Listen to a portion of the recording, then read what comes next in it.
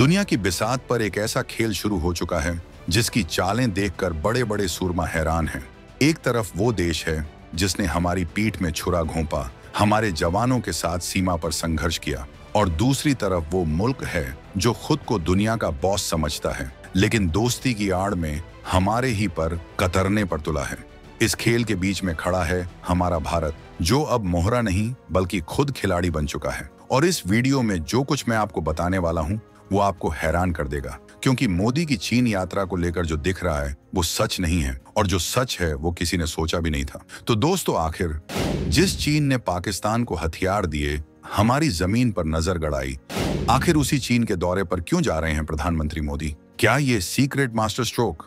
सिर्फ एक साल पहले तक जो सोचना भी नामुमकिन था वो आज हकीकत कैसे बन गया? ऐसा क्या बदला कि पीएम मोदी की चीन यात्रा अब जियोपॉलिटिक्स का सबसे बड़ा इवेंट बन गई है? अमेरिका के राष्ट्रपति डोनाल्ड ट्रंप की टैरिफ वॉर ने अनजाने में भारत और चीन की दोस्ती करा दी है? क्या दो सबसे बड़े दुश्मन मिलकर अब अमेरिका की बादशाहत को चुनौती देंगे? टॉप अमेरिकी अर्थशास्त्री भारत को क्यों कह रहे हैं कि अमेरिका पर भरोसा मत करो बल्कि BRICS से जुड़ जाओ? क्या भारत को अमेरिका के इरादों की भनक लग चुकी है?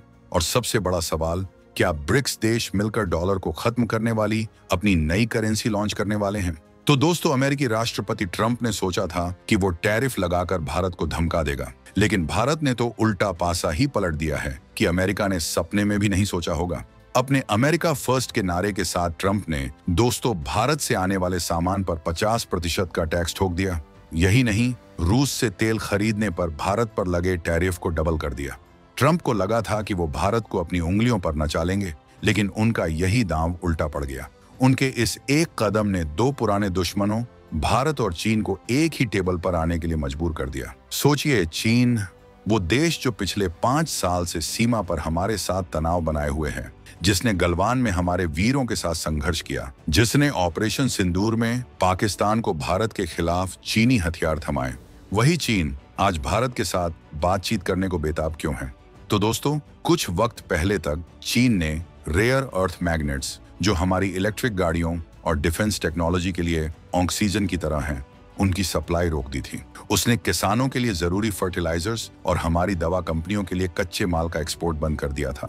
ये चीन की दादागिरी थी, भारत को झुकाने की साजिश थी, लेकिन ट्रंप के टैरिफ ने चीन को भी घुटनों पर ला दिया। लिहाजा चीन समझ आ गया है कि अगर भारत के साथ मिलकर अमेरिकी तूफान का सामना नहीं किया तो नया डूब जाएगी। लिहाजा उसने अंदर खाने भारत के साथ दोस्ती बढ़ानी शुरू कर दी। और अब खबर है कि इसी महीने के अंत में शंघाई सहयोग संगठन SCO की मीटिंग में प्रधानमंत्री मोदी और शी जिनपिंग की मुलाकात होने वाली है। ये मुलाकात सिर्फ हाथ मिलाने के लिए नहीं होगी, ये भविष्य की नई इबारत लिखने के लिए होगी। एजेंडे में सबसे ऊपर वही रेयर अर्थ, फर्टिलाइजर और दवाओं के कच्चे माल की सप्लाई का मुद्दा है, जिसे चीन ने रोक रखा था। खेल देखिए, जो चीन कल तक हमें ब्लैकमेल कर रहा था, आज वही बातचीत के लिए बेचैन है। लेकिन अब सवाल उठता है कि क्या भारत चीन पर भरोसा कर सकता है? जवाब है बिल्कुल नहीं, और मोदी सरकार ये बात अच्छी तरह जानती है। पीएम मोदी का ये चीन दौरा एक सोची समझी रणनीति है। ये ड्रैगन की मान में घुसकर शेर की दहाड़ लगाने जैसा है। दोस्तों, याद कीजिए, भारत ने कुछ साल पहले ही एक कानून बनाया था कि चीन जैसी जमीनी सीमा वाले देशों से आने वाले हर निवेश की पहले सरकार जांच करेगी। ये चीन की आर्थिक घुसपैठ पर भारत का सर्जिकल स्ट्राइक था। भारत ने चीन के अरबों डॉलर के belt and road initiative BRI का खुलकर विरोध किया है। SCO के मंच पर भी भारत ने कभी चीन की जी हुजूरी नहीं की। तो फिर मोदी चीन क्यों जा रहे हैं? इसे कहते हैं स्ट्रेटेजिक ऑटोनॉमी, यानी अपना फायदा सबसे पहले।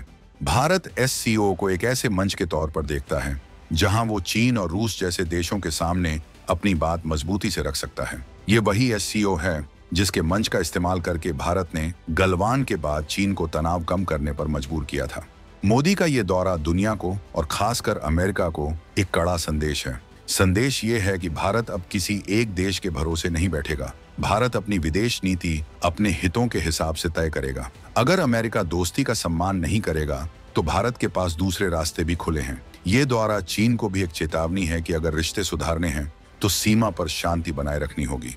जमीन पर शांति होगी तभी टेबल पर बात होगी। अब दोस्तों, एक तरफ भारत और चीन करीब आ रहे हैं तो दूसरी तरफ अमेरिका से एक ऐसी आवाज उठी है जिसने पूरी दुनिया को हैरान कर दिया है।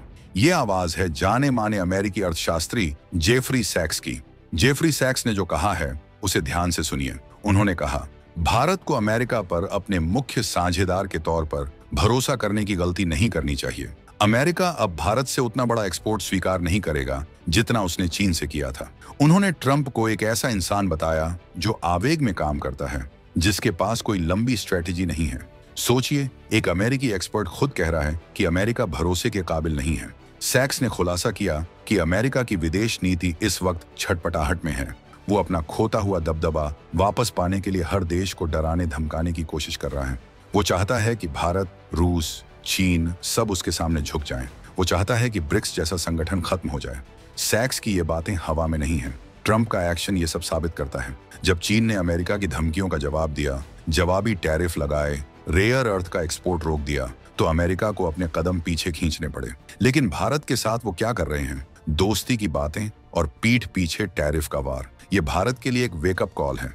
ये समझने का समय है कि दुनिया बदल चुकी है। अब कोई एक देश पूरी दुनिया का ठेकेदार नहीं बन सकता। भारत को अपनी स्वतंत्र विदेश नीति पर चलना होगा और BRICS जैसे मंचों को और मजबूत करना होगा, क्योंकि भविष्य मल्टीपोलर वर्ल्ड का है, जहां भारत एक अहम शक्ति बनकर उभरेगा। और यहीं से खेल का सबसे रोमांचक मोड़ शुरू होता है। ट्रंप की टैरिफ की आग सिर्फ भारत और चीन तक ही सीमित नहीं रही, इसकी लपटें ब्राजील तक भी पहुंच गईं। ट्रंप ने ब्राजील के सामान पर भी 50% का अतिरिक्त टैरिफ लगा दिया। लेकिन ब्राजील के राष्ट्रपति लूला डा सिल्वा ने घुटने टेकने की बजाय पलटवार कर दिया। लूला ने एक ऐसा ऐलान किया जिससे व्हाइट हाउस में खलबली मच गई। उन्होंने घोषणा की कि वो ब्रिक्स देशों की एक इमरजेंसी ऑनलाइन बैठक बुलाएंगे। एजेंडा क्या है? ट्रंप के टैरिफ का मिलकर जवाब देना और एक साझा व्यापारिक मुद्रा बनाना। जी हाँ, आपने सही सुना, एक कॉमन ट्रेड करेंसी, एक ऐसी मुद्रा जो डॉलर को सीधी चुनौती देगी। ये ब्रिक्स का वो ब्रह्मास्त्र है जो अमेरिका की आर्थिक बादशाहत को हमेशा के लिए खत्म कर सकता है। लूला ने साफ कहा, हम डॉलर को नुकसान नहीं पहुंचाना चाहते, लेकिन ब्रिक्स के भीतर व्यापार के लिए हमें एक अलग मुद्रा का इस्तेमाल करना ही होगा। इस ऐलान से ट्रंप बौखला गए हैं। उन्होंने धमकी दी है कि अगर ब्रिक्स ने डॉलर को बाईपास करने वाली कोई करेंसी बनाई तो उन देशों पर 100% का टैरिफ लगाया जाएगा। ये खुली धमकी है, ये अमेरिका की छटपटाहट है। वो जानता है कि अगर ब्रिक्स, जिसमें ब्राजील, रूस, भारत, चीन, दक्षिण अफ्रीका के साथ अब मिस्र, ईरान, सऊदी अरब जैसे तेल के धनी देश भी शामिल हो चुके हैं, अगर ये सब एक हो गए तो डॉलर को कोई नहीं बचा पाएगा। ये सिर्फ एक व्यापारिक गुट नहीं है, ये एक नई वर्ल्ड ऑर्डर की शुरुआत है और भारत इस नई दुनिया का एक सबसे महत्वपूर्ण स्तंभ है। तो अब पूरी तस्वीर साफ हो चुकी है। एक तरफ डोनाल्ड ट्रंप का धोखा है, दूसरी तरफ चीन का फरेब। इस शतरंज की बिसात पर प्रधानमंत्री मोदी ने एक ऐसी चाल चली है जिसने सबको चित कर दिया है। चीन जाकर वो सिर्फ बातचीत नहीं कर रहे, बल्कि अमेरिका को आईना दिखा रहे हैं। वो चीन को ये संदेश दे रहे हैं कि अगर तुम सीमा पर शांति रखोगे तो हम व्यापार करने को तैयार हैं, लेकिन हमारी शर्तों पर। और अमेरिका को ये संदेश दे रहे हैं कि अगर तुम हमें कमजोर समझने की भूल करोगे तो हमारे पास ब्रिक्स जैसा मजबूत विकल्प है जो तुम्हारी दादागिरी का जवाब देना जानता है। ये है 21वीं सदी की कूटनीति, ये है नए भारत का दम।